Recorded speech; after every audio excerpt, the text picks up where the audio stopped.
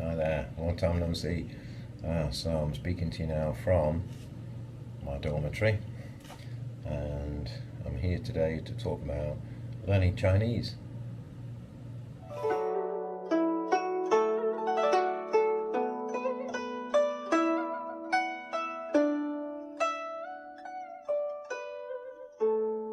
So the most obvious question is, how hard is it to learn Chinese? The first thing that people need to know is that Chinese isn't one language. I believe there's 7 or 8 different dialects, of which each one is basically a family of more dialects.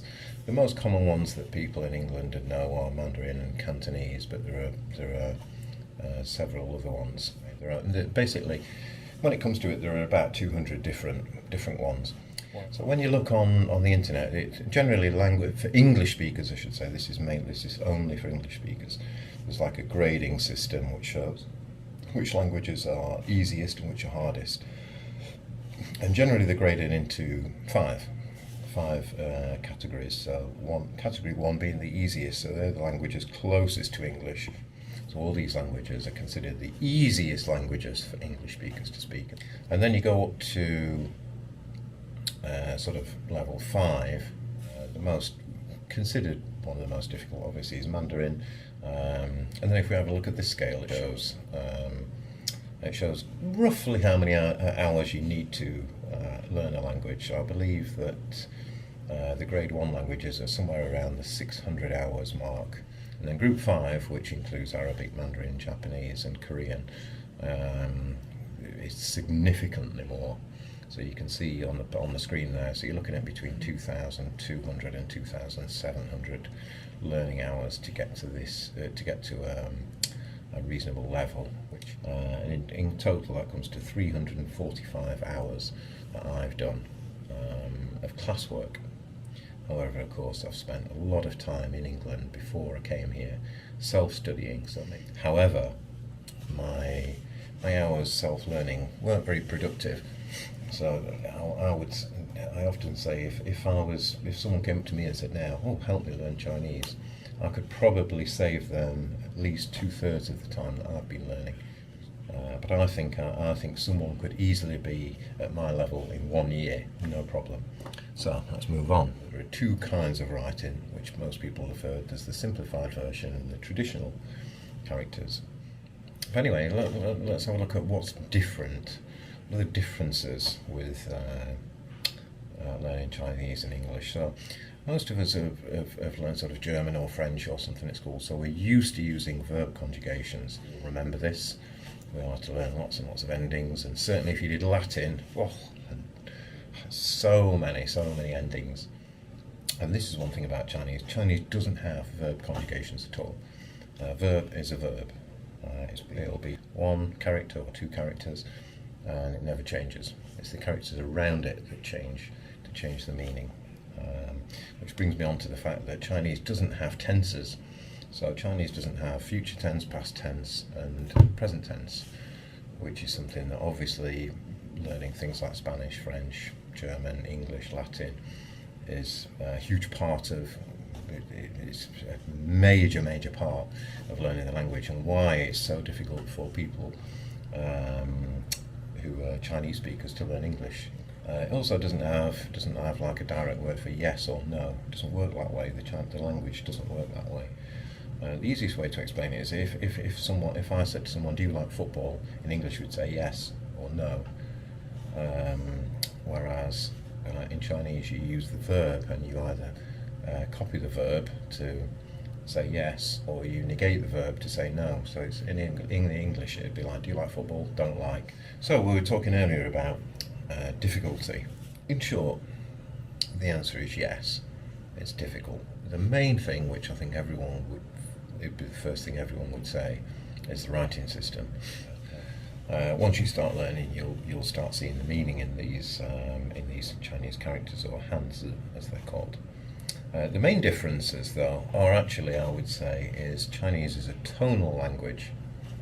Okay, so a tonal language. So this means that the way you pronounce a syllable, every syllable is pronounced in one of 4, or you could say 5 different ways.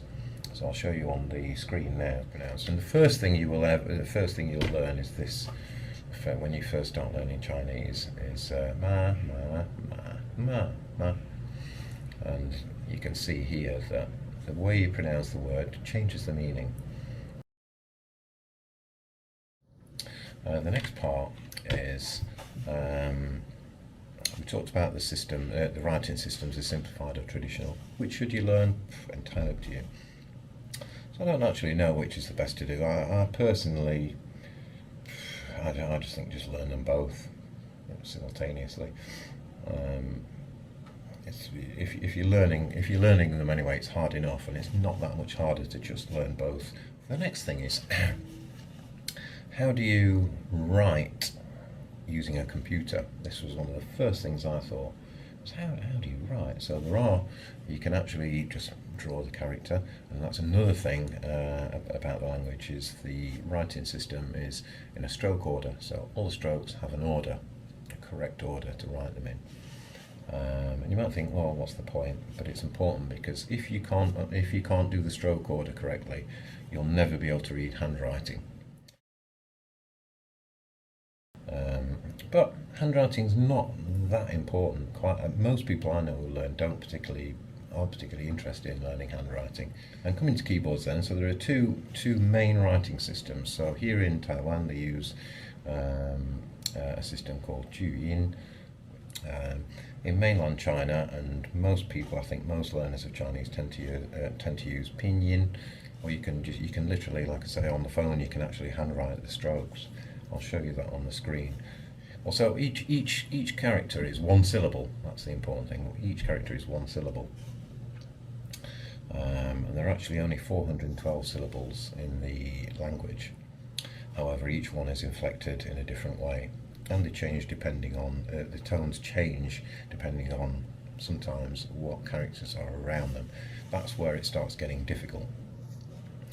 And also, Chinese doesn't use spacing like English does. So in English you can see complete words and then a space and then another word and then a space. Chinese is it almost looks like a block of text. Almost all Chinese nouns have classifiers or measure words. Now, measure word, we do use these in English, but only for certain things, whereas in Chinese you need to learn these, because without learning them you very quickly get lost in a conversation. So for example, we can say in English, oh, I've got 3 books, there are 2 chairs. Chinese, you can't do this. You need to put the measure word, the classifier, in between the number and the noun. But classifiers tend to be description words to give you a rough idea of the shape of the object. The last thing I'll say is about the number system, but this is where things get complicating. Once you get to 9,999 in English, we simply go to 10,000, whereas in Chinese you have a new measure word there. So they count over. Once you get over 10,000, numbers are counted in 10,000s. Yeah, that's about it really. There's not much else I can say. I think it's extremely interesting to learn. It's very good if you need quite especially to learn characters, you have to find a way of remembering. Well, I'll show you this one, for example. I'll try and show you on screen. So you've got the character for woman, which looks like a woman with her legs crossed, and then you've got this character, which is the character for a child. But if you put those 2 characters together, you create a new character, which means good, and it's the how part of ni hao. But I think it's a really interesting journey. I think if I could start again, I would probably, from school maybe, I would probably learn Mandarin Chinese and Spanish. So along with English, with those 3 languages, I think you can possibly speak to about 1/3 of the population of the world.